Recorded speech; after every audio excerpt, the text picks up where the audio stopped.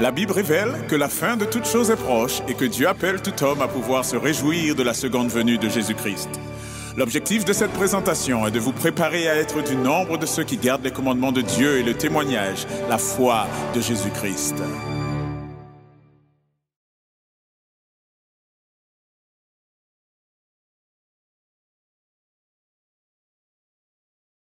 Eh bien, bonjour à toutes et à tous. Je suis très content d'être avec vous ce matin. Vraiment, très content. Très content d'être avec vous ce matin. Et je bénis le Seigneur de ce que je sois avec mes frères et sœurs ici en Île-de-France ce matin. Nous allons entrer dans cette présentation. Mais avant de ce faire, nous allons invoquer la présence du Seigneur. Et je vous invite, là où c'est possible, à pouvoir vous prosterner avec moi.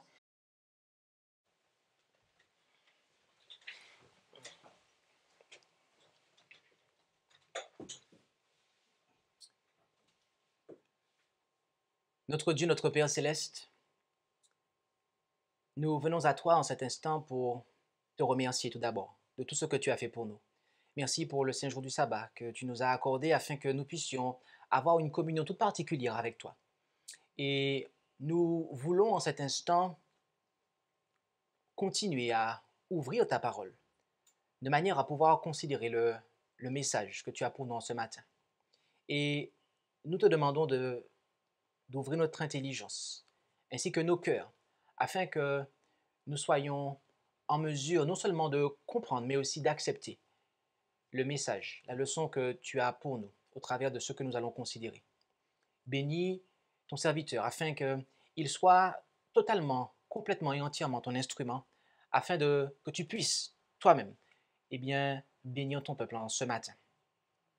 Et n'ayant aucun mérite, c'est en Jésus que nous t'en prions. Amen.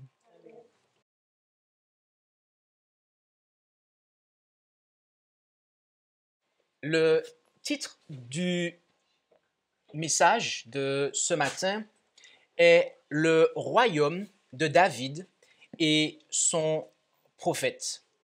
Et la raison pour laquelle ce message est donné est en raison d'une vidéo teaser que nous avons publiée hier et dans laquelle nous avons présenté ce que l'on appelle le mouvement de la Vierge du Berger, des adventistes davidiens. Et nous avons présenté que c'est un courant, les davidiens.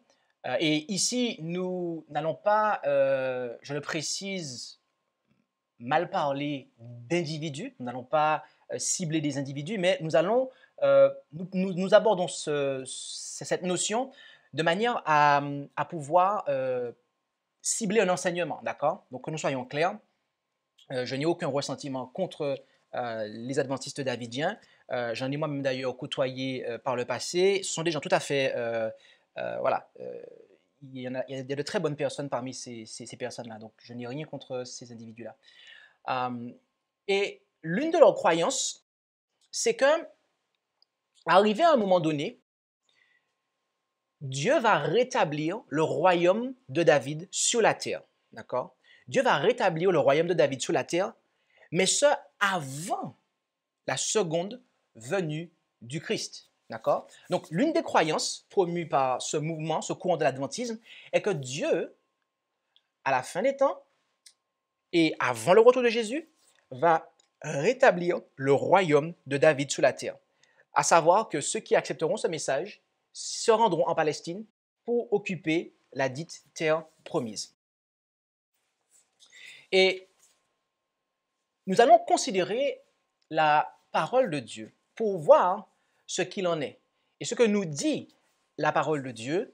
Et nous allons aussi avoir l'occasion de considérer les témoignages pour voir si cet enseignement est, comme on dit aujourd'hui, validé par la parole de Dieu. Pour voir si la parole de Dieu et l'esprit de prophétie valident cet enseignement. Et je vous invite à vous rendre avec moi dans notre texte initial qui se trouve en Genèse 49, verset 10. Genèse 49, verset 10. Et là, nous pouvons lire en Genèse 49 et au verset 10,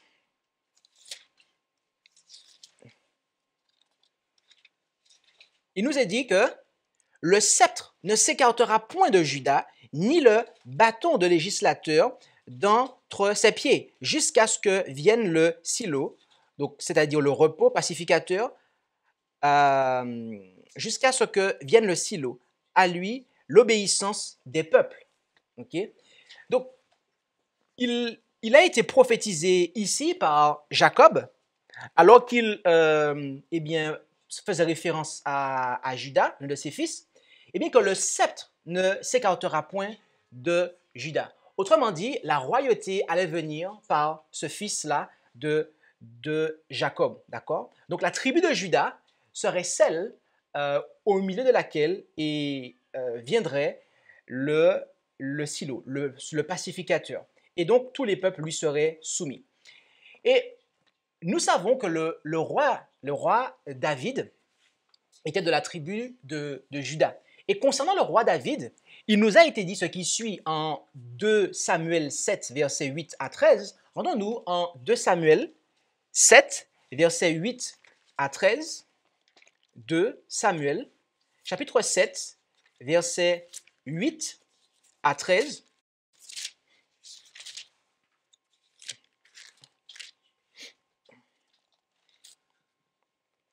Où il est dit: Maintenant donc, tu diras ainsi à David, mon serviteur, ainsi a dit l'Éternel des armées, je t'ai pris au pâturage d'auprès des brebis, afin que tu fusses le conducteur de mon peuple, d'Israël. Et j'ai été avec toi partout où tu as été. J'ai exterminé tous tes ennemis devant toi, et j'ai rendu ton nom grand comme le nom des grands de la terre.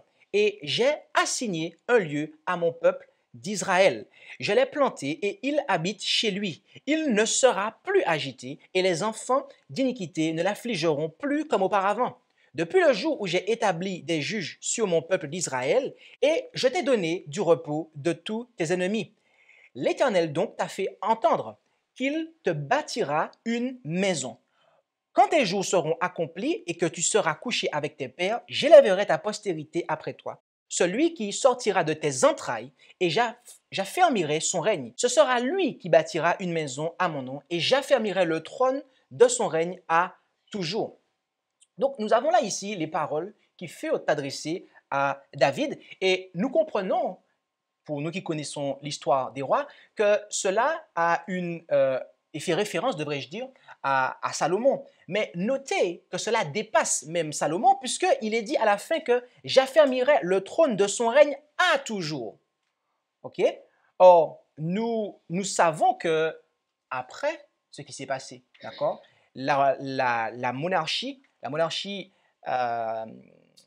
la descendance de David, à un moment, il y a eu interruption en fait de cette monarchie, notamment quand ils sont allés en captivité. Ok? Et plus loin dans l'histoire et dans les écrits des prophètes, nous pouvons lire, notamment en Ézéchiel 34, versets 23 et 24. Rendons-nous ensemble en Ézéchiel 34, versets 23 et 24. Ézéchiel chapitre 34, versets 23 et 24. Ce qui suit. J'établirai sur elle un seul pasteur qui les paîtra, David mon serviteur. Il les paîtra et il sera lui-même leur pasteur. Et moi, l'Éternel, je serai leur Dieu. Et David, mon serviteur, sera prince au milieu d'elle. Moi, l'Éternel, j'ai parlé. Et vous pouvez comparer cela avec Ézéchiel 37, versets 24 et 25. Notez ici que, alors que David, d'ailleurs David qui était prophète aussi, mais il était roi, eh bien, n'était plus en fait de ce monde, Ézéchiel dit que Dieu, il transmet le message de Dieu au peuple et déclare qu'il établira un seul pasteur qui les paîtra et ce pasteur-là sera David. D'accord? Donc, si nous devons prendre ça de manière littérale, il nous faut comprendre que David doit revenir en fait. David devrait en fait revenir en vie pour diriger le peuple. Est-ce que c'est bien cela? Poursuivons notre lecture. En Osée, chapitre 3, verset 5. Osée, chapitre 3 et le verset 5, où il nous est dit, après cela, les enfants d'Israël reviendront et chercheront l'Éternel leur Dieu et David leur roi. Et ils viendront avec crainte à l'Éternel et à sa bonté au dernier jour. Donc, notez ici qu'on nous parle des derniers jours. D'accord? Donc, il y a véritablement un accomplissement qui doit se faire par rapport à cette prophétie-là, où les enfants en fait d'Israël doivent chercher l'Éternel leur Dieu et David leur roi. D'accord? Dites-moi, est-ce que nous avons un enseignement dans la Bible où il nous est dit de rechercher un homme, mis à part Dieu et Jésus? Parce que là, on nous dit qu'ils vont rechercher David. OK?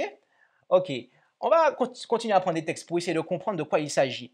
Rendons-nous en Amos maintenant. Amos, chapitre 9, versets 11 et 12, où on a un autre passage encore qui nous parle du royaume de David et de son rétablissement. Et ici, on nous parle du fait qu'il sera rétabli de ses ruines. Amos 9, versets 9 et 12. En ce temps-là, je relèverai le tabernacle de David qui est tombé. J'en réparerai les brèches, j'en redresserai les ruines et je le rétablirai comme il était aux jours anciens, afin qu'il possède le reste des dômes et toutes les nations sur lesquelles mon nom a été invoqué, dit l'Éternel, qui fera cela. Donc, ici, on nous dit que toutes les nations sur lesquelles le nom est invoqué, eh bien,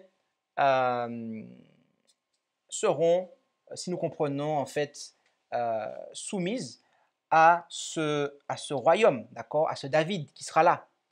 Et le royaume sera rétabli comme aux jours anciens, d'accord? Et nous avons un autre passage qu'il nous faut prendre et nous allons arriver à une section de cette présentation. Prenons ce passage maintenant. Jérémie 33, versets 15 à 17. Jérémie 33, versets 15 à 17. Jérémie, chapitre 33, versets 15 à 17. Où il nous est dit, en ces jours et en ce temps-là, je ferai germer à David un germe de justice, qui fera droit et justice dans le pays. En ces jours-là, Juda sera sauvé, et Jérusalem habitera en assurance. Et voici comment on l'appellera, l'Éternel, notre justice. Car voici, a dit l'Éternel, David ne manquera jamais d'un homme assis sur le trône de la maison d'Israël. Donc, notez ici que dans certains passages, si vous vous rappelez, on nous parle de David en fait. On nous dit qu'il établira David. Mais là, on nous dit que en fait, il y a un germe de justice. L'Éternel fera germer à David un germe de justice qui fera droit et justice dans le pays. Et on nous dit qu'en ce jour-là, Juda sera sauvé. D'accord? Et Israël et Jérusalem habitera en assurance. Et après, on nous dit que David ne manquera jamais d'un homme assis sous le trône de la maison d'Israël. Donc, il s'agit ici d'une postérité, en fait. Nous allons comprendre qu'il s'agit d'un homme qui doit venir pour monter sur le trône. Et la prophétie d'Ésaïe, chapitre 9, versets 5 et 6, que nous allons prendre maintenant, Ésaïe, chapitre 9, versets 5 et 6, nous annonce qui est cet homme qui doit monter sur le trône. Ésaïe, chapitre 9, versets 5 et 6. Là, il nous est dit, car un enfant nous est né, un fils nous est donné, et l'empire est mis sur son épaule. On l'appellera l'admirable, le conseiller, le Dieu fort, le Père d'éternité, le prince de la paix, pour accroître l'empire, pour donner une postérité sans fin au trône de David et à son royaume, pour l'établir et l'affermir dans l'équité et dans la justice, dès maintenant et à toujours. La jalousie de l'Éternel des armées fera cela. Donc, qui est-ce qui doit monter sous le trône de David afin d'accorder justement à David la postérité sans fin et d'accomplir ainsi la promesse que l'Éternel a faite à David, son serviteur? c'est celui qu'on appelle l'admirable, le conseiller, le Dieu fort, le Père d'éternité, le prince de la paix. OK? Qui est cet homme? Rendons-nous en Matthieu, chapitre 1, verset 1. Matthieu, chapitre 1, verset 1. Et là, il nous est dit, en Matthieu, chapitre 1, et au verset 1, il nous est dit, livre généalogique de Jésus-Christ, fils de David, fils d'Abraham. Donc, Jésus-Christ est le fils de David. C'est lui qui est le fils de David. Et dans la prophétie que nous avons en Luc chapitre 1, verset 31 à 33, il nous est dit ce qui suit. Luc chapitre 1, verset 31 à 33, « Et tu concevras et tu enfanteras un fils, et tu appelleras son nom Jésus. » D'accord? « Il sera grand et sera appelé fils du Très-Haut. Et le Seigneur Dieu lui donnera le trône de David, son père. Il régnera éternellement sous la maison de Jacob, et il n'y aura point de fin à son règne. » Qui est cet homme qui doit monter sur le trône de David et accorder une postérité sans fin aux serviteurs du Seigneur? C'est Jésus-Christ. Jésus-Christ est le Fils de Dieu et il est aussi appelé le Fils de David. Il est aussi appelé le Fils de David. Et dans ce sens, on le considère, d'accord? Lorsqu'on parle de David, lorsqu'on dit que David sera à jamais, en fait, on fait allusion au Christ, en fait, d'accord? Lisons un dernier passage dans cette partie-là, en Marc, chapitre 11, versets 9 et 10. Marc, chapitre 11, versets 9 et 10. Marc, chapitre 11, versets 9 et 10, où la foule a reconnu que Jésus était le fils de David qui devait monter sur le trône. Là, il est dit, et ceux qui marchaient devant et ceux qui suivaient criaient, Hosanna, béni soit celui qui vient au nom du Seigneur, béni soit le règne, autrement dit le royaume de David notre Père, qui vient au nom du Seigneur, Hosanna dans les lieux très hauts. Donc, la foule avait reconnu que Jésus était bel et bien le fils de David, était bel et bien celui qui devait venir et monter sur le trône de David. D'accord? En fait, ce qu'il nous faut comprendre, si nous devons faire un résumé ici, c'est que David était un type du Christ. D'accord? Et c'est par Christ que le trône de David devait être établi à jamais. Et ce royaume de David, qui doit être établi à jamais, il est composé de 2 phases. Combien de phases? De 2 phases. La première phase, c'est le royaume de la grâce. D'accord? Rendons-nous en Hébreux chapitre 4, versets 15 et 16. Où allons-nous? Hébreux 4, versets 15 et 16. Et considérons l'enseignement concernant la première phase du royaume. Car nous n'avons pas un souverain sacrificateur qui ne puisse compatir à nos infirmités. Au contraire, il a été éprouvé en toutes choses comme nous, mais sans péché. Allons donc avec assurance au trône de la grâce, afin d'obtenir miséricorde et de trouver grâce pour être secouru dans le temps convenable. Donc, le trône de la grâce, c'est lorsque Jésus occupe quelle fonction? Celle de souverain sacrificateur.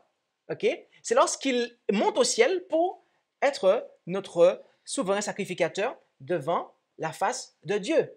Okay? Donc, à ce moment-là, le royaume de Dieu, eh bien, nous pouvons y devenir des citoyens en acceptant la grâce de Dieu, en acceptant l'œuvre de Jésus, d'accord? En acceptant Jésus comme notre sauveur personnel, eh bien, à ce moment-là, nous recevons le pardon de nos péchés. Nous recevons la réconciliation avec le Christ. Et nous recevons en fait le Christ en nous. nous recevons le royaume de Dieu en nous, comme nous pouvons le lire en Luc 17, verset 21, dans la version Martin.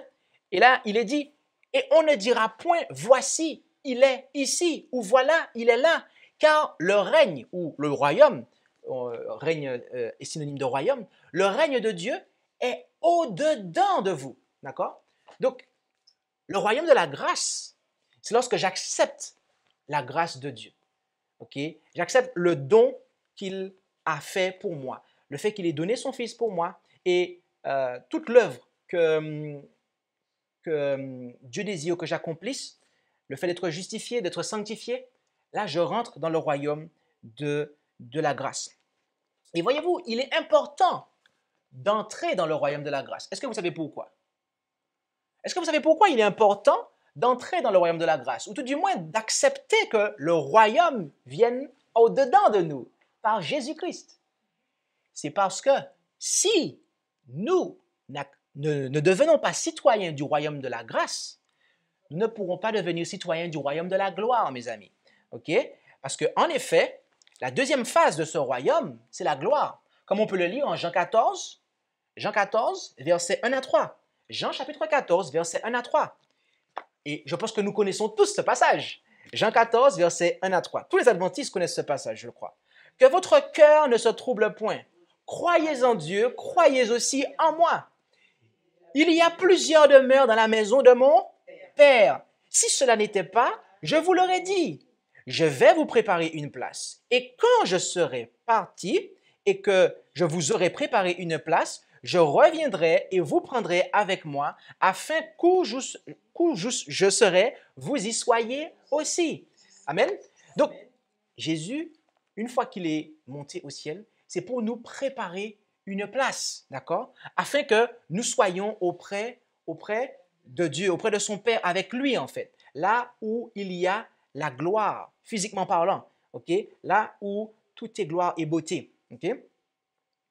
Et c'est là que Jésus veut que nous soyons. Lorsque Jésus reviendra, comme il nous l'a promis, l'Écriture est très claire quant au fait qu'il ne posera pas les pieds sur la terre. Nous disons cela parce que si vous acceptez l'enseignement de la Vierge du Berger, si vous acceptez l'enseignement des adventistes davidiens, eh bien, vous devez croire en fait qu'il posera ses pieds sur la terre, d'accord, lorsqu'il reviendra.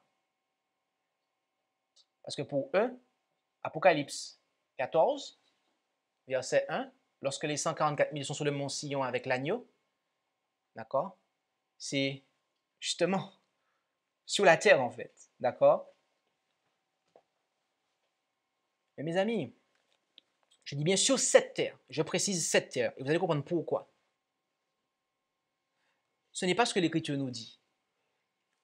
Rendons-nous en Matthieu 24, versets 23 à 31. Matthieu 24, versets 23 à 31, où nous lisons, « Alors, si quelqu'un vous dit, le Christ est ici ou il est là, ne le croyez point. Car de faux Christ et de faux prophètes s'élèveront et feront de grands signes et des prodiges pour séduire les élus même s'il était possible. Voilà, je vous l'ai prédit. Si donc on vous dit, le voici dans le désert, n'y allez point. Le voici dans des lieux arides, ne le croyez point. » Donc, il nous est dit de ne pas prêter attention lorsqu'on va entendre nous dire que oui, Jésus à tel endroit de la terre, il est à cet endroit-là, où il est ceci. Jésus a dit de ne même pas croire cela, mes amis.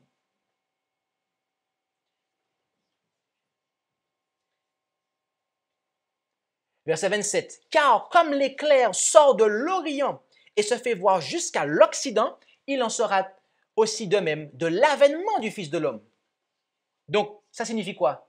L'éclair, il est dans le ciel. On le voit d'un bout à l'autre. Donc, c'est dans le ciel que ça se passe. Ce n'est pas sur la terre, mes amis. OK. Poursuivons, verset 28. « Car où sera le corps mort? Là s'assembleront les aigles. » Verset 29. « Et aussitôt, après la fiction de ces jours-là, le soleil s'obscurcira, la lune ne donnera point sa lumière, les étoiles tomberont du ciel et les puissances des cieux seront ébranlées. Alors, le verset 30, alors le signe du Fils de l'homme paraîtra dans le ciel. OK?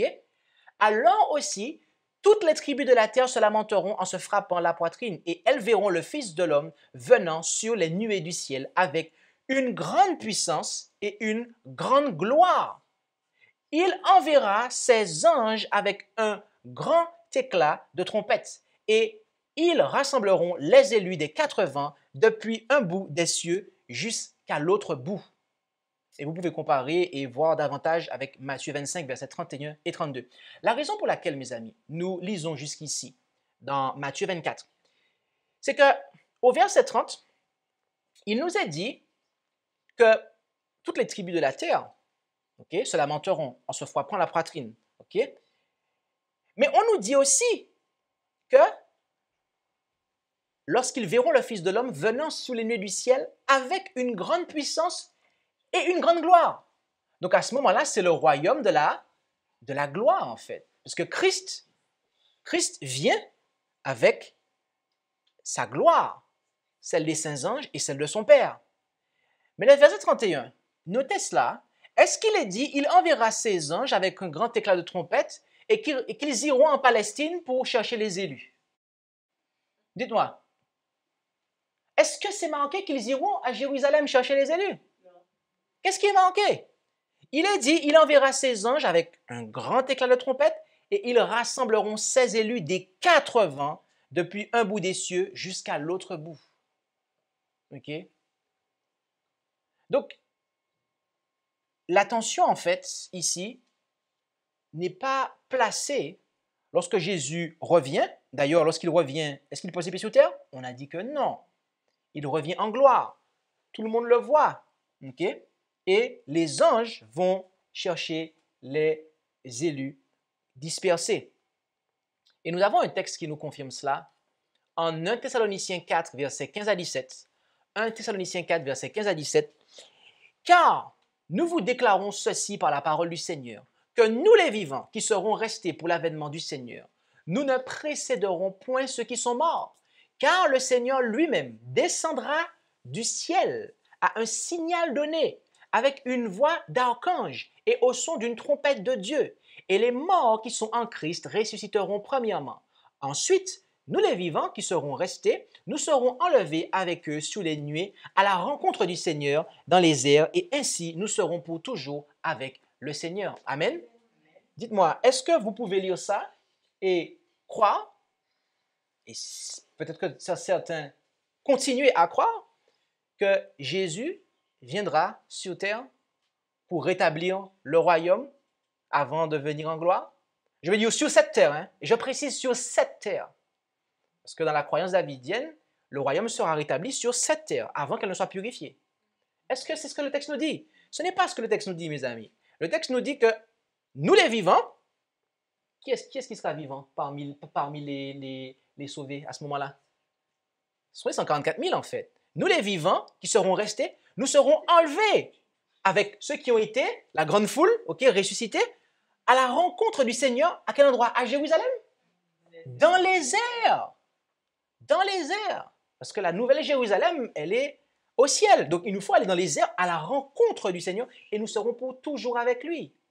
D'accord? Donc, c'est à ce moment-là, en fait, que ceux qui sont vivants, ceux qui sont restés vivants sur terre, rejoignent le Seigneur. Ce n'est pas avant, en fait. Ce n'est pas avant. OK? Voilà un premier point qu'il nous faut établir. C'est que le Seigneur, Jésus, ne posera pas les pieds sur terre lorsqu'il reviendra pour la deuxième fois. Lorsqu'il reviendra, je veux dire. Donc, lors de sa seconde venue, il ne posera pas les pieds sur terre. OK? Et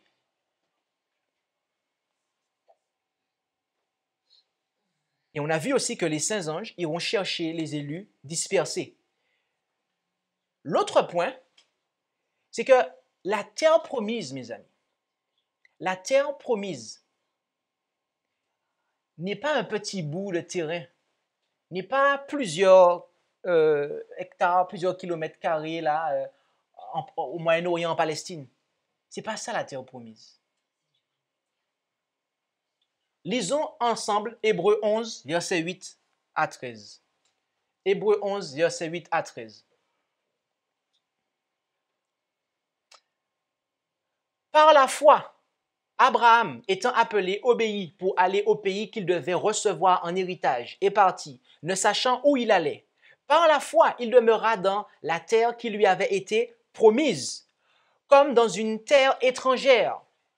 Notez, comme dans une terre étrangère, habitant sous des tentes avec Isaac et Jacob, les cohéritiers de la même promesse. Car ils attendaient la cité qui a des fondements, dont Dieu est l'architecte et le fondateur. Par la foi aussi, Sarah reçut la vertu de concevoir, et malgré son âge, elle enfanta, parce qu'elle crut à la fidélité de celui qui avait fait la promesse. C'est pourquoi d'un seul homme, et qui était déjà affaibli, il est né une multitude aussi nombreuse que les étoiles du ciel, et que le sable du bord de la mer, qui ne peut se compter. Tout cela, et c'est là qu'il nous faut prêter attention, tout cela sont morts dans la foi, sans avoir reçu les choses promises, mais les ayant vues de loin, cru et embrassés, et ayant fait profession d'être étrangers et voyageurs sur la terre. Donc on nous dit effectivement à un moment qu'ils sont allés pour recevoir le pays en héritage, mais après on nous dit qu'ils sont des étrangers en fait et des voyageurs et qu'ils n'ont pas reçu les choses promises. Mes amis, la Palestine, la Canaan, tel que David l'occupait, notamment si je prends ce cas-là,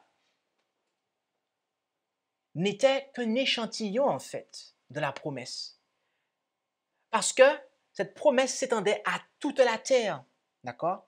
Cette promesse s'étendait à toute la terre. Donc, le rétablissement du royaume de David ne peut se faire que lorsque toute la terre est assujettie, que lorsque le péché est éradiqué. Ce royaume-là ne peut pas être établi avant le second retour de Jésus, en fait, en gloire. Ce n'est pas possible. La Bible est très claire. Mais il se pourrait maintenant que certains ne veuillent pas accepter cet alignement de témoignages bibliques. Alors, nous allons apporter 2 éléments supplémentaires. 2 citations de la Messagère. La première se trouve en Jésus-Christ, page 820, paragraphe 2. Jésus-Christ, page 820, paragraphe 2. Et là, il est dit, avant de quitter ses disciples, le Christ leur exposa clairement la nature de son royaume. Il leur rappela ce qu'il leur avait déjà dit à ce sujet, qu'il était venu établir non pas un royaume temporel, mais un royaume spirituel. Il ne se proposait pas de régner sous le trône de David en roi terrestre. Une fois de plus, il ouvrit devant eux les Écritures, leur montrant que tout ce qu'il avait enduré avait été préordonné dans le ciel, dans les conseils tenus entre le Père et lui-même. Toutes ces choses avaient été prédites par des hommes inspirés. Il leur dit, « Vous voyez que j'ai été rejeté en tant que Messie, comme je vous l'ai prédit. Tout s'est accompli de ce que je vous ai annoncé concernant mon humiliation et ma mort. Et je suis ressuscité le 3e jour. Sondez plus attentivement les Écritures et vous verrez que les déclarations de la prophétie à mon sujet se sont réalisées. » Donc, notez ici que la Messagère nous dit de manière très claire, dans la première partie, que le Christ ne se proposait pas de régner sur le trône de David en roi terrestre. Et avant cela, elle emploie un terme qu'elle va après substituer par terrestre. Quel est ce terme? Temporel, royaume temporel. Ok? Un royaume temporel. Non, non pas un royaume temporel, mais un royaume spirituel. Il ne se proposerait pas de régner sur le trône de David en roi terrestre. Lorsqu'on vous dit temporel, Cela signifie quoi en fait? Cela signifie quoi? On nous dit, alors je vais vous aider, on nous dit jusqu'à la fin des temps. Ça signifie quoi?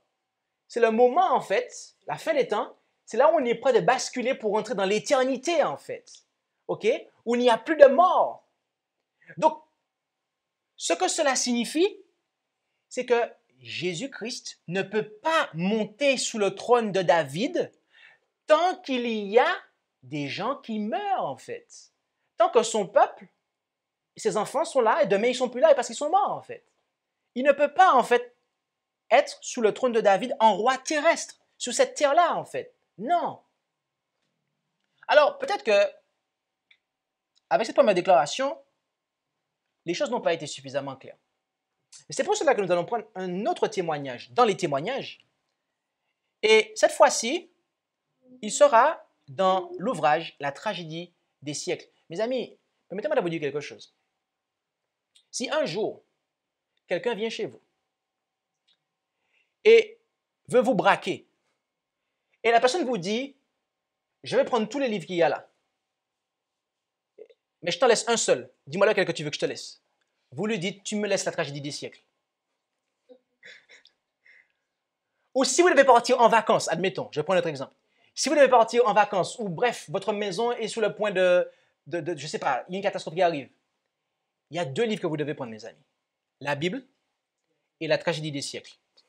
Si vous devez faire un choix, mes amis, prenez ces livres-là, et notamment au niveau des livres de la Messagère, prenez La tragédie des siècles.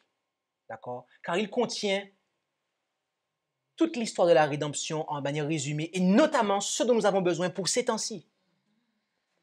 Lisons dans Tragédie des siècles, page 451, paragraphe 3. Il siégera et dominera sur son trône. Il sera sacrificateur sur son trône. Point. Donc là, elle a cité la Bible. Et là, elle parle. Elle dit, il n'est pas encore actuellement sur le trône de sa gloire. Le royaume de gloire n'a pas encore été inauguré. Ce n'est que lorsque son œuvre sacerdotale sera achevée que Dieu lui donnera le trône de David, son père, et que son règne n'aura point de fin. Luc 1, versets 32 et 33. Mes amis, il nous faut décortiquer ce passage-là. D'accord? Parce que, comme nous, les adventistes davidiens, ils croient en l'inspiration des écrits de la Messagère. Mais bien souvent, on entend dire, oui, mais elle n'a même pas compris ce qu'elle écrivait elle-même, en fait. D'accord? Et c'est M. V.T. Outef qui nous dit, qui interprète mieux qu'elle ce qu'elle voulait dire, en fait. Mes amis, c'est très clair, là. Et je vais vous montrer comment c'est très clair. Regardez ça 2 secondes. Elle dit, il n'est pas, en parlant de Jésus, encore, actuellement, sous le trône de sa gloire. Le royaume de gloire n'a pas encore été inauguré. Et regardez comment elle va le substituer, le royaume de gloire. Ce n'est que lorsque son œuvre sacerdotale sera achevée que Dieu lui donnera le trône de David, son père. Donc déjà, on est d'accord. On sait que pour la messagère, royaume de gloire et le trône de David, c'est la même chose. Maintenant, il y a un deuxième point qu'il nous faut souligner ici. C'est qu'elle dit que ce n'est que lorsque son œuvre sacerdotale sera achevée que Dieu lui donnera le trône de David. Ça signifie quoi, l'achèvement de l'œuvre sacerdotale du Christ? C'est lorsque l'œuvre du jugement, de l'expiation est terminée, on est d'accord? D'accord, ok. Ça veut dire que c'en est fait. Que celui qui est saint se sanctifie encore, que celui qui est souillé se souille encore. Donc, le temps de la grâce, le temps de probation est terminé, on est d'accord? Ok. Alors, expliquez-moi comment vous pouvez croire que le Messie descend sur terre pour établir le royaume de David en Palestine et que, à ce moment-là, vous allez terminer l'œuvre d'évangélisation. Expliquez-moi comment c'est possible. Expliquez-moi comment c'est possible. C'est pas possible, mes amis. Parce que le temps de la grâce, le temps de grâce, le temps de probation est terminé, en fait. Le temps de probation est terminé. Jésus ne peut monter sur le trône de David que lorsque le temps de probation est terminé. Et de surcroît, on sait qu'il ne posera pas les pieds sur terre lors de sa seconde venue. Ce n'est que lors de sa troisième venue qu'il posera les pieds sur terre, à savoir après le millénium. Ce n'est qu'à ce moment-là, en fait. Et après le millénium, mes amis, le temps de la grâce est archi terminé. Et ça fait déjà 1000 ans qu'il est terminé, en fait.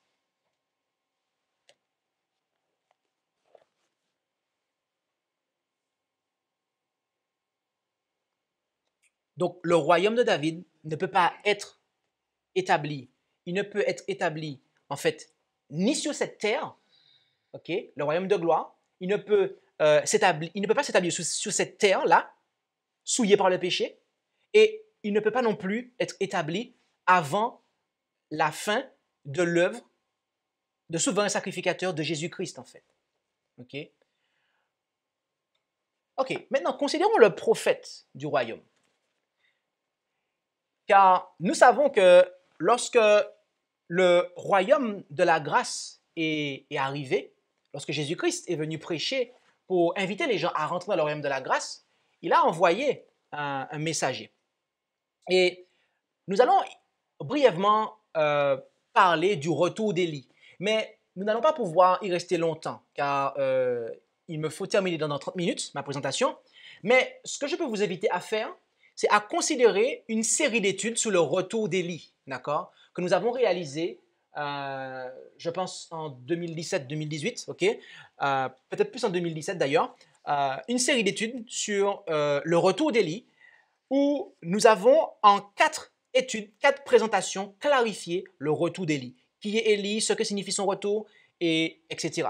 Donc, je vous invite, si vous considérez cet enregistrement, à faire une pause ici, à considérer les 4 vidéos et à revenir de manière à bien comprendre, car à partir de maintenant, nous allons faire un résumé succinct de cela, en fait. Rendons-nous en Malachie, Malachie chapitre 4, versets 5 et 6. Voilà nous? Malachie 4, versets 5 et 6, c'est exact.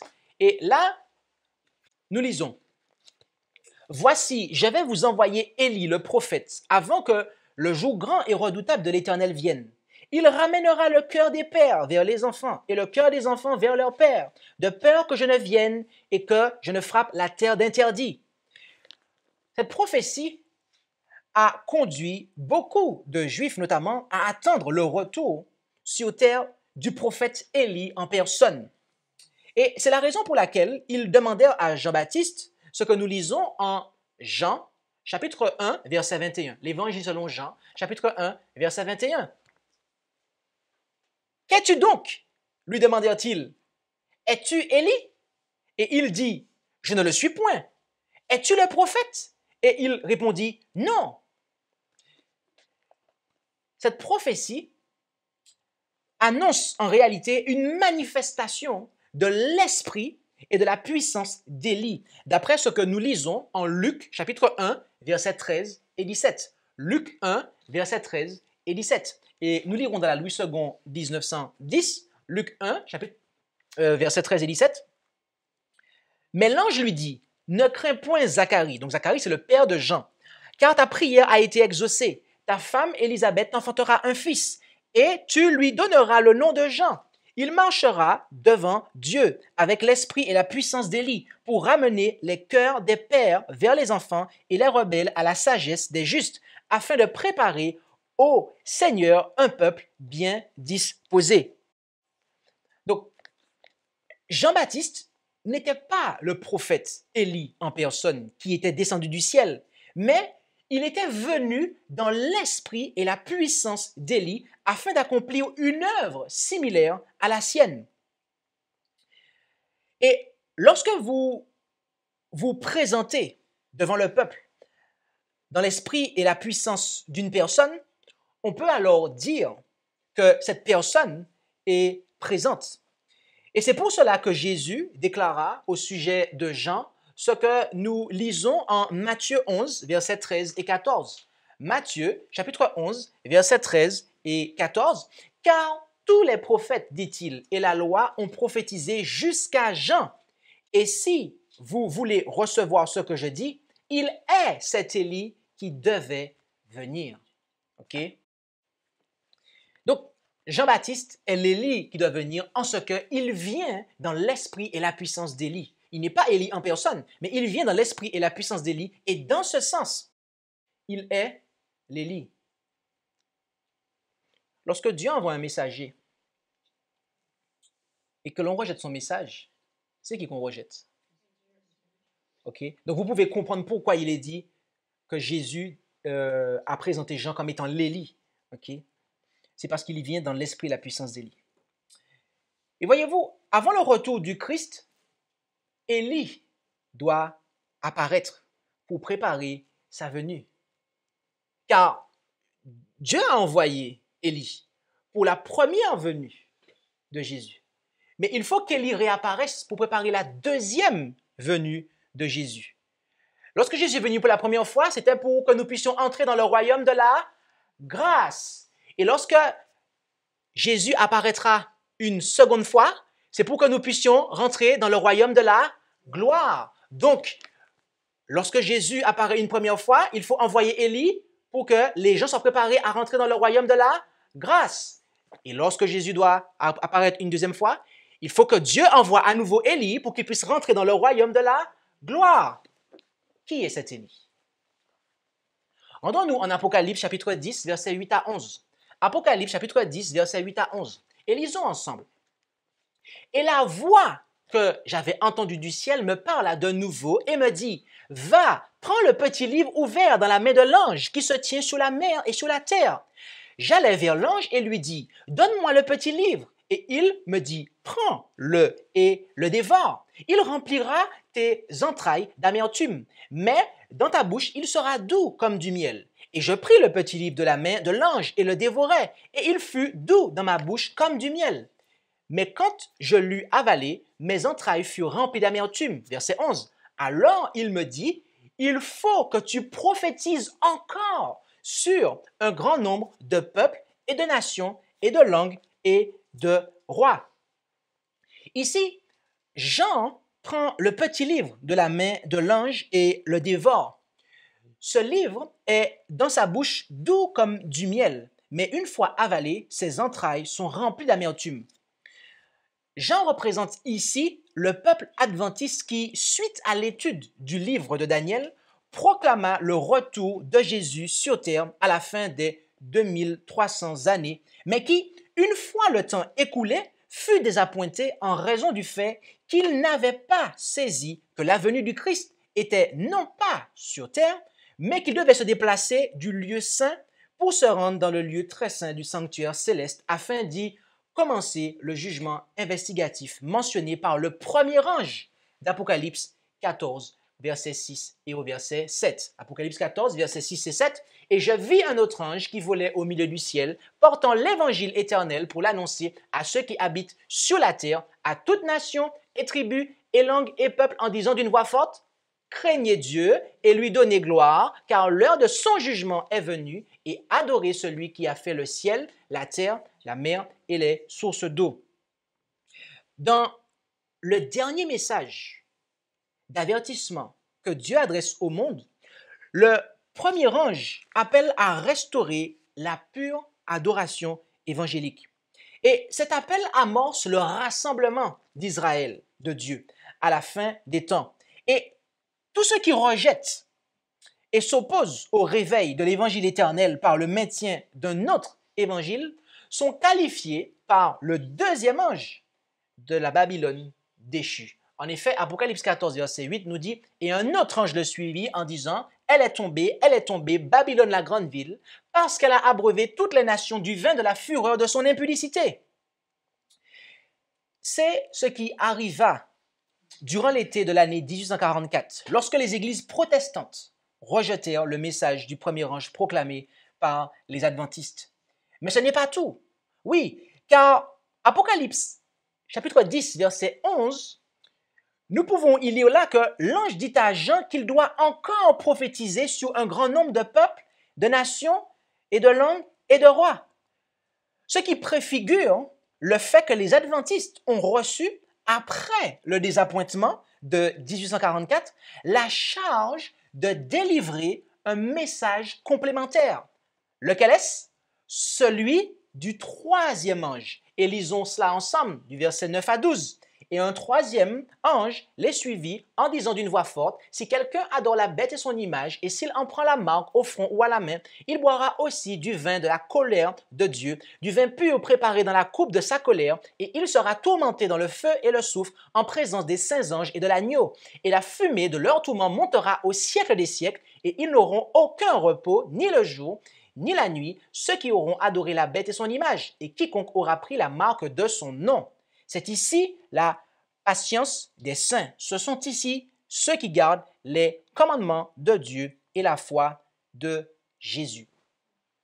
Mes amis, j'ai une question pour vous arrivé à ce stade de notre présentation. Quel événement met un terme à la proclamation du message des trois anges, et tout particulièrement du message du troisième ange? Quel événement vient mettre un terme à cette proclamation? La marque de la bête, quelqu'un dit? Le retour de Jésus? Qu'est-ce qu'il faut faire? Qu'est-ce qu'il nous faut choisir? La Bible! Lisons la suite du message. Versets 14 à 16. Je regardais encore et voici, il y avait une nuée blanche et sous la nuée quelqu'un qui ressemblait au Fils de l'homme, ayant sur sa tête quoi? Une couronne d'or. Attendez, s'il a une couronne d'or, c'est que c'est un roi, n'est-ce pas? Ah, d'accord. Poursuivons. Et en sa main, une faux tranchante. Verset 15. Et un autre ange sortit du temple, criant d'une voix forte à celui qui était assis sous la nuée, « Jette ta faux et moissonne, car le temps de moissonner est venu, parce que la moisson de la terre est mûre. » Verset 16. Alors, celui qui était assis sous la nuée jeta sa faux sous la terre, et la terre fut moissonnée. Ici, nous avons une illustration du retour de Jésus, d'accord, qui vient en gloire. Et il vient, comme on l'a lu en Matthieu 24 et 25, non pas pour poser ses pieds sous la terre, mais il vient sur les nuées du ciel. Et lorsqu'on parle des nuées des cieux, mes amis, de quoi parle-t-on? On parle des multitudes d'anges, en fait. Vu de loin, ça ressemble à des nuées, mais en fait, quand on fait un zoom, on voit que c'est des anges, en fait. Il vient entourer des anges, en fait, d'accord, du ciel, et pour la moisson, c'est-à-dire que pour récupérer son peuple, d'accord, ressusciter ceux qui sont morts et ceux qui sont vivants, les amener à lui, comme on a lu tout à l'heure. Voilà ce qui vient clore, mes amis, ok? Voilà ce qui vient clore et se placer juste après la proclamation du troisième ange. Okay? Ainsi, le peuple qui annonce le triple message d'Apocalypse 14 est l'Élie, le prophète devant préparer le peuple à rentrer dans le royaume de gloire. D'accord? Le peuple, je reprends, qui annonce le triple message d'Apocalypse 14, ok? Et que Dieu a représenté par Jean au chapitre 10 en lui disant « Il faut que tu prophétises ». Eh bien, il est cet Élie, ce prophète qui doit préparer tout homme afin de pouvoir entrer dans le royaume de gloire. Et j'aimerais que, avant que nous entrions dans la conclusion, considérer un témoignage ensemble. Car lorsque vous parlez avec des adventistes davidiens, ils vont en fait vous citer Malachie 3 qu'on a lu tout à l'heure en vous parlant de l'Élie qui doit venir ou revenir et vous dire qu'il s'agit en fait de leur prophète, d'accord, Monsieur Outef. Ok? Et ils vont prendre un passage que la messagère a écrit, d'accord, pour défendre cela. Et lequel est, message choisi volume 1, page 482, paragraphes 2 et 3. Et ici, la messagère dit, les Juifs voulaient empêcher la proclamation du message annoncé par la parole de Dieu. Mais la prophétie devait s'accomplir. Le Seigneur a dit, je vous enverrai Élie, le prophète, avant que le jour de l'Éternel arrive, ce jour grand et redoutable. Malachie 4, verset 5. Quelqu'un doit venir dans l'esprit et la puissance d'Élie. Quand il apparaîtra, il s'en trouvera qui lui diront, tu as trop de zèle, tu n'interprètes pas convenablement les Écritures, laisse-moi te dire comment tu dois prêcher ton message. OK? Et donc, vous avez ces deux dernières, ces deux dernières phrases qui sont prises, d'accord?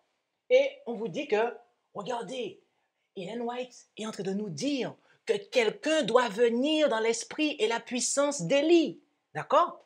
Donc, ça ne peut pas être elle, en fait, puisqu'elle dit que quelqu'un doit venir. Et quand cette personne va apparaître, on va lui dire que tu as trop de zèle, tu n'interprètes pas convenablement les Écritures, laisse-moi te dire comment tu dois prêcher ton message. Et donc, on prend ces passages-là pour dire, il s'agit de frère Outef parce qu'il est arrivé après Madame White, d'accord? Donc, elle avait annoncé le frère Outef, etc., etc. Sauf que, mes amis, tout texte ôté de son contexte devient un prétexte. Et à un moment, j'ai eu l'occasion de parler des Davidiens pour leur dire, mais lisons la suite du passage. Ils m'ont dit non, parce qu'en fait, c'est le White Estate qui a compilé ça et c'est parce qu'elle a manqué. Ok, d'accord. Mes amis, ce que je vais vous dire à partir de maintenant, vous pouvez le vérifier, d'accord? Vous prenez le texte qui est là en français. Vous cherchez Selected Messages, volume 1 en anglais. Vous prenez le texte et vous allez après sur le site de White Estate pour voir en fait dans quel périodique ça a été publié, ok? Et ensuite, vous allez sur le site des archives, adventistarchives.org, et vous allez télécharger en fait la photocopie en fait du périodique. Et je l'ai fait pour moi-même. Et ce qui est là, c'est correct en fait. C'est pas une compilation qu'ils ont fait dans Message choisi. En tout cas, le paragraphe 2 et 3, ils se suivent bien en fait dans l'original. Donc, c'est pas mis bout à bout comme ça, en fait. Et les compilateurs, quand ils font la compilation, ils le précisent, en fait. Ils précisent à quel moment ils arrêtent de citer, en fait. Lisons la suite, pour voir c'est qui quelqu'un qui doit venir dans l'esprit de la puissance d'Élie. Ils sont nombreux, ceux qui ne savent pas discerner ce qui est de Dieu et ce qui est de l'homme. Je continuerai à dire la vérité de Dieu telle que je l'ai reçue. Si vous persistez à contredire, à manifester un esprit d'opposition, vous ne connaîtrez jamais la vérité. C'est qui l'Élie qui doit venir? On l'a vu dans la parole de Dieu. C'est le peuple qui annonce. C'est le peuple qui annonce en fait le message des trois anges. Mais qu'est-ce que Dieu a fait à ce peuple? Il lui a fait un cadeau. Il lui a fait un don. C'est le don de prophétie. D'accord. Et le don de prophétie, c'est le témoignage de Jésus, n'est-ce pas? D'accord. Donc, est-ce que la personne qui a le don de prophétie vient d'une autre manière qu'avec l'esprit et la puissance d'Élie? Non. Cette personne qui a reçu le don de prophétie vient forcément dans l'esprit et dans la puissance d'Élie, en fait. Et elle était en train, justement, et la raison pour laquelle on ne comprend pas, c'est parce qu'elle dit que quelqu'un doit venir dans l'esprit et la puissance d'Élie. Et ça paraît bizarre aux gens. Mais étrangement, lorsque Jésus dit « le Fils de l'homme viendra », lorsqu'il dit on sait qu'il parle de lui-même, en fait, à la troisième personne du singulier. Alors pourquoi quand là, elle parle d'elle et elle s'inclut dans l'application de Malachie 4, verset 5, on ne comprend pas que c'est d'elle, en fait? Moi, je vais vous donner la réponse. C'est parce que l'ennemi essaie de brouiller les pistes, en fait. Mais nous avons vu, mes amis, nous avons vu. Et s'il me faut, je dirais, clôturer en quelque part avec une pensée, que le royaume de David, ok, ne sera pas établi en conformité avec les prédictions qu'a fait M. Vétéoutef, en fait. Par voie de conséquent, il ne peut pas être un prophète du Seigneur. Et je le dis sans aucune animosité, mais purement de manière factuelle, mes amis. Okay? Parce qu'un prophète, lorsqu'il annonce quelque chose, ça se réalise. Et lorsqu'il dit qu'il ne mourra pas et fera partie des 144 000, il ne mourra pas et fera partie des 144 000. Il ne meurt pas en 1955.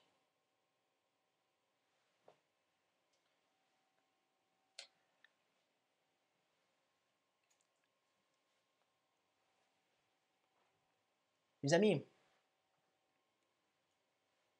j'aimerais reprendre un passage. Ils sont nombreux, ceux qui ne savent pas discerner ce qui est de Dieu et ce qui est de l'homme. Je continuerai à dire la vérité de Dieu telle que je l'ai reçue.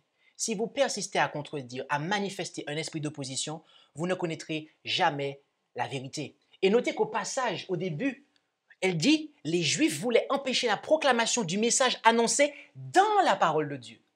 Donc ici, la messagère est en train de parler de son temps, et à son temps, il y avait des hommes dans l'Église adventiste, ok, qui étaient contre certaines applications que faisait Ellen White de la parole de Dieu. Mais elle est en train de leur dire qu'ils ne connaîtront jamais la vérité, en fait, s'ils n'acceptent pas le message qui vient de Dieu. Mes amis, nous avons le don de prophétie. Et malheureusement, et tristement, il y a une quantité d'adventistes du 7e jour qui rejettent, soit très ouvertement, ou soit de manière insidieuse, le don de prophétie.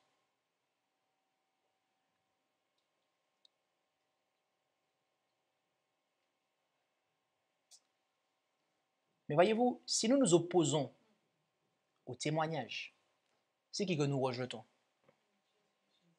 C'est Dieu, c'est Jésus que nous rejetons, mes amis. Et nous avons beau dire, oui, mais moi, c'est la Bible qui m'intéresse. Demande ce que la Bible dit. Demande ce que la Bible dit.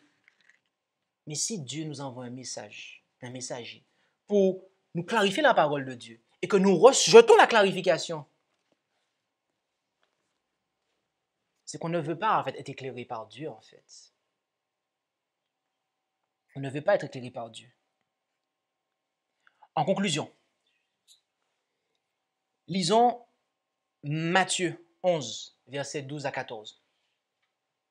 Mais depuis le temps de Jean-Baptiste jusqu'à maintenant, le royaume des cieux est forcé et les violents le ravissent, car tous les prophètes et la loi ont prophétisé jusqu'à Jean. Et si vous voulez recevoir ce que je dis, il est cet Élie qui devait venir. Notez qu'il est dit ici que le royaume des cieux est forcé et les violents le ravissent. Le royaume des cieux est forcé et les violents le ravissent. Vous savez quoi? Lorsque vous croyez que le royaume de David doit être établi sur cette terre avant le retour en gloire de Jésus, vous commettez la même erreur en fait que les Juifs. Vous avez vos pensées sont fixées sur le royaume temporel, comme on l'a vu tout à l'heure. Et qu'est-ce que Pierre a fait? Quand on est venu, qu'est-ce que Pierre a fait? Pierre, il a pris une arme et il a tranché l'oreille du serviteur, en fait. Et Jésus, il ne fait pas ça, en fait. Il ne veut pas faire ça. Pourquoi Pierre a fait ça? Parce que Pierre avait une vision terrestre du royaume, en fait. Donc, lorsque vous avez une vision terrestre du royaume de David, mes amis, vous prenez les armes, d'accord? Et c'est ce que, en fait, une branche, d'ailleurs, the branch, davidienne, c'est ce qu'ils ont fait, en fait. À un moment, ils ont pris des armes, en fait. Et c'est pour ça qu'il s'est passé ce qui s'est passé en 1993. Lorsque vous avez une vision terrestre, automatiquement, vous allez prendre les armes. Vous allez avoir le même comportement que Pierre, en fait. Mais ici, la violence dont il est parlé, ce n'est pas la violence physique, en fait. Pour rentrer dans le royaume de Dieu, mes amis, que ce soit le royaume de grâce, et d'ailleurs, on a vu en réalité que pour entrer dans le royaume de la gloire, il faut d'abord devenir citoyen du royaume de la grâce. Et notez que pour entrer dans le royaume de la grâce, Jésus a dit à Pierre, remets ton épée dans ton fourreau. La violence dont il est question ici, mes amis, c'est une violence qui est spirituelle. De quoi s'agit-il? Lisons Éphésiens 6, versets 14 à 17. Soyez donc fermes, vos reins saints, de quoi? D'une kalachnikov? De la vérité, revêtus de la cuirasse de la justice, les pieds chaussés du zèle de l'évangile de la paix, prenant par-dessus tout le bouclier de la foi, par le moyen duquel vous pourrez éteindre tous les traits enflammés du malin. Prenez aussi le casque du salut et l'épée de l'esprit qui est la parole de Dieu. Le royaume de Dieu est forcé et ce sont les violents qui s'en emparent, qui le ravissent. C'est-à-dire ceux qui revêtent toute l'armure dont il est décrit ici. Et Philippiens 2, verset 12 nous dit, « Ainsi, mes bien-aimés, comme vous avez toujours obéi non seulement comme en ma présence, mais plus encore maintenant en mon absence, travaillez à votre salut avec crainte et tremblement. C'est pour que nous-mêmes, en fait, lorsqu'on nous parle de cette violence, c'est se faire violence à nous-mêmes, en fait. Il nous faut nous armer des armes de Dieu, pas des armes de ce monde, hein? Pas des armes de ce monde, mais des armes de Dieu, de manière à pouvoir œuvrer avec crainte et tremblement à notre salut. Et c'est comme ça qu'on rentrera, mes amis, dans le royaume de la gloire, dans le royaume de David, mes amis. Combien d'entre vous voulez entrer dans le véritable royaume de David? Moi, je le veux, mes amis. Moi, je le veux. Et pour cela, voyez-vous, vous n'avez pas besoin d'aller à l'armurerie du coin. Pas besoin d'acheter des bombes lacrymogènes, mes amis, quoi que ce soit. Il nous faut, en nous levant chaque matin, revêtir l'armure et combattre sans cesse avec la puissance que Dieu nous donne pour maintenir la victoire que Jésus nous a accordée. Que Dieu nous bénisse tous. Amen. Je vous invite à pouvoir prier avec moi.